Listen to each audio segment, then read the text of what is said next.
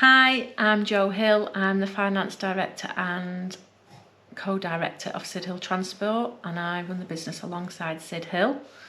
I'm going to talk to you today about 5 main points that I believe are the 5 factors of surviving an economic downturn when running a small haulage business or if you're an owner-driver. So the main thing to think about is to make sure that your customers are paying you on time. So you've took the work on, you've agreed credit terms, the credit terms have come up but they've not paid, and actually 9 times out of 10 customers probably won't pay you on time because they will pay you on their own terms. So I think it's really important that each week you chase your customers and you ensure that they know that they're overdue. Secondly, ensure that you've got control over your costs. Know exactly what it's costing you to run your business. Costs can get out of control, and as we've seen, inflation is having a big impact on the prices of things. So making sure that you shop around for the best deal. Your insurance policy may be coming up. Get 3 tenders, get 3 different quotes for different prices. You never know, there might be one end of the scale to a high end of the scale. So it is really worth shopping around. The third main point, I believe, is you must have cash flow in your business. If you have no cash flow, you will not survive. There's always going to be something out there that happens that you've not factored in, that you've not planned for. And to be able to have that cash there, to be able to pay for that, is absolutely crucial. It's always worth thinking about, if you are thinking about setting up a transport business, you must have cash in the bank to be able to support you.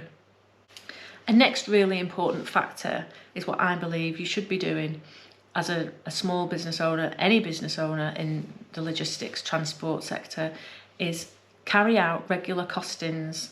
Now this means sitting down, listing all your costs, what it's costing you to run that vehicle, and look at it and apportion it into a week so that you know on a weekly basis what you need income to cover your costs.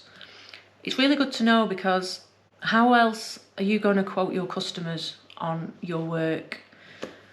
Let's say a customer comes to you and they're going to pay you £250 for a load. Do you just take it because it's £250? Actually, is it covering your costs? Do you need an extra £300 that day to cover your costs? In which case, it may be worth not taking that work and actually phoning one of your customers to see if there is a load out there. It's really important to know these costings before you start your operations, but also on a regular basis. So we do them on a quarterly basis, and it's been invaluable because obviously with the rising cost of fuel, the inflation, the costings of our vehicles have been so volatile, and it's been really difficult to sometimes to cover our costs, but at least we knew that was happening when we were aware of it, and so we could think of other things that we needed to do to back us up. Put yourself out there, market yourself. There's so many social platforms out there that you can use for free. Get yourself on there, get signed up, get some photos on there, let people know what you're doing, let people know where you are. You know, it may be the difference between you sat at the side of the road on a Friday with no load to get home, and actually a post that you've put on Facebook may be really important, and maybe the difference between you having a load on that Friday to get you home so that you're not running empty. The last point, and it's by no means least, is engage with your customers.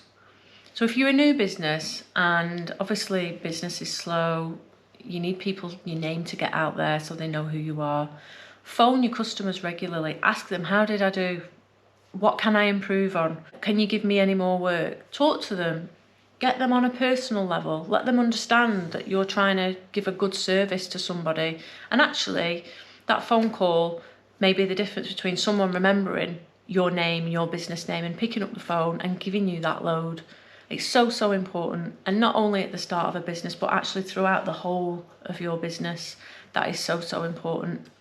If you like this video and you want to see more, give us a thumbs up and subscribe, and leave us a comment and let us know what more you want to hear about the finance side of things, or the operational side of things, or from the drivers.